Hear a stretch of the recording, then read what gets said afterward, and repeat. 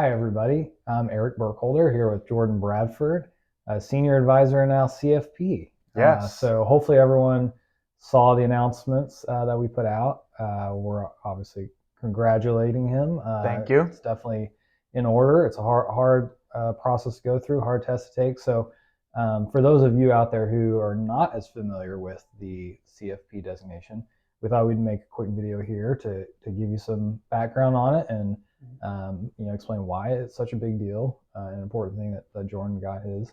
So I guess to start, Jordan, what does CFP stand for? Yeah, great question. So the CFP stands for Certified Financial Planner, which a lot of folks, I think, in my experience over the years working in this industry, a lot of folks may think they're working with a certified financial planner because their financial advisor will refer to themselves as a financial planner. It's also possible that maybe people just don't necessarily know the differences in what makes a CFP versus just someone who off the street says, "Hey, I'm a financial advisor."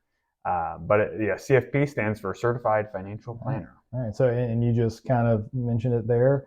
What is the difference? I mean, why would someone want to work with a CFP professional? Yeah, well, I think that one of the biggest reasons that I think clients seek out a CFP to work with is you're looking for someone who is going to be beholden to a higher set of standards than just whatever the industry lowest minimum bar is.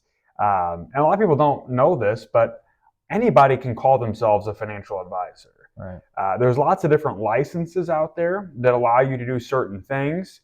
But a great example is like a Jim Cramer, right? He gives a lot of advice on TV, but he's not actually licensed to do anything, which you may think, oh, well, that would open him up to more problems. It actually basically insulates him Right. from having to have any responsibility for what he actually says on TV. In my opinion, I think having these additional certifications or designations in different areas, we're trying to show our clients that we are not only here to learn a lot and we want to be, the best in the industry at what we do, but we also want to have somebody else that has a set of standards that we're going to hold ourselves highly to. And I think that that's a really big reason why people should look for a CFP, and also just one of the main differences between a CFP and just a standard financial advisor is that we have a higher set of standards that we have to meet. Right. Yeah, I agree. Absolutely. And so tell us a little bit about that process to earn your CFP. Can I just pay a fee and attend a 2-hour online seminar and then get the letters? If you can, I did not go through that pathway and would like about a year's worth of time back. No, but just kidding. So the process is it's rather lengthy. It took me roughly a year's worth of studying, and there were 7 different books or modules that I had to go through. Each one was in the 200 to 300 page range, which thinking back to college, I probably did that all the time. But as a young professional who's been in the industry for 8 years now, jumping back into textbooks, and 7 of them nonetheless, it was a fairly long process just to read through all the material. And not only did I have to read through the material, but I had to pass each book was its own like standalone course or class that I had to get a passing grade in order to pass the overall coursework portion of it, just to even sit for the exam.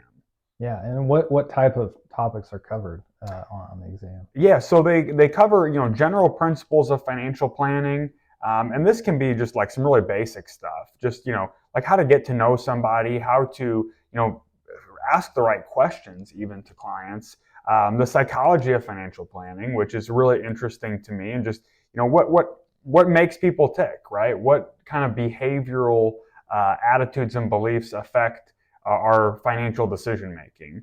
And then it also covers investment planning, education planning, insurance planning, estate planning, and tax planning. I think I've got all those in there. But basically, anything that touches someone's financial life, this particular process is going to get you a really, really high level or high depth way of getting to know all of those areas really well. Yeah, You're gonna. It's a very exhaustive course load. It is, yes, yeah. And I think it's important to note that because there's often the letter alphabet is what it's referred to, is like every person you meet has some letters behind their name, and they're not all equal. Right. I think at one point I had seen a list of there's like 100 different designations you get in the finance industry now, and but there's really only a few that are considered the cream of the crop, and the CFP is certainly one of those.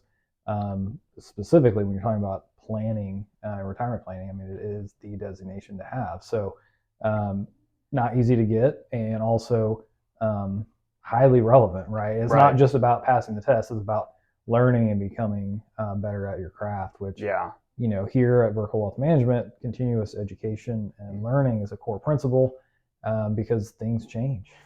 And financial concepts are ever evolving, and what's going on in the world and the economy and tools. And so if we're not keeping up, if our advisors are not getting the greatest education, then we're not serving our clients as well as we could. Yeah.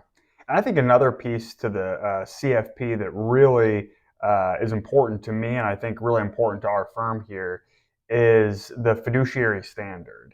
And we've talked about that on some other videos, and if you go to our website, you can see our thoughts on what it really means to be a fiduciary.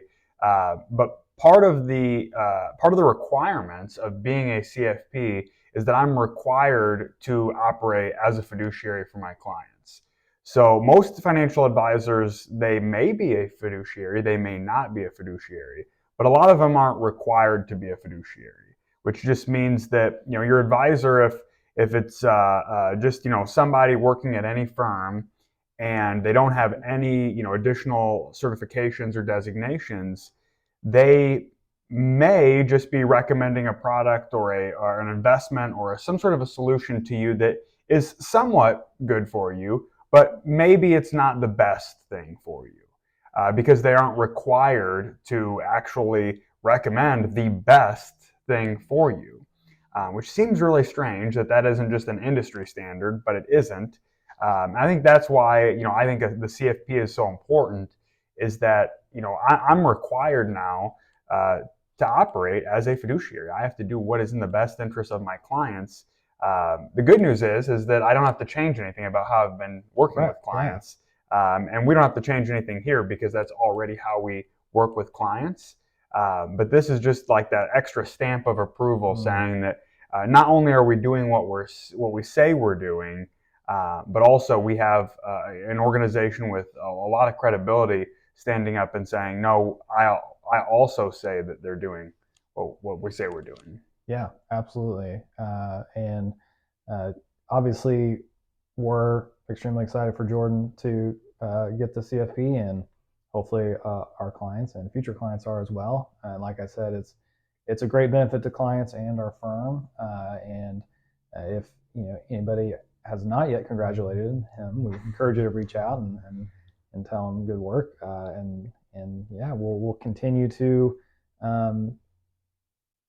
strive to have the highest expertise and education we can for our clients, because it's important. You can't, and as Jordan mentioned, the bar to get into the industry is pretty low, and we don't want to be the low bar. We want to be setting the high bar, and that's continuing to further our knowledge for our clients. Yeah. Well, we want, when you think of Burkholder Wealth Management, to think of the best of the best. We want you to know that we're out here and we're doing everything we can to learn as much as we possibly can in this industry, so that we can bring back really, really great solutions to our clients, and not just be here to do the bare minimum of what's required, but to go well above and beyond that. And I think that's why education is such a strong value for us here at Burkholder Wealth Management. Yep, absolutely. So if anybody has any tough questions, now's the time. Try to stump him, see if he can put his knowledge to good use. But yeah, we're happy to answer questions as always, and don't hesitate to reach out. Thanks.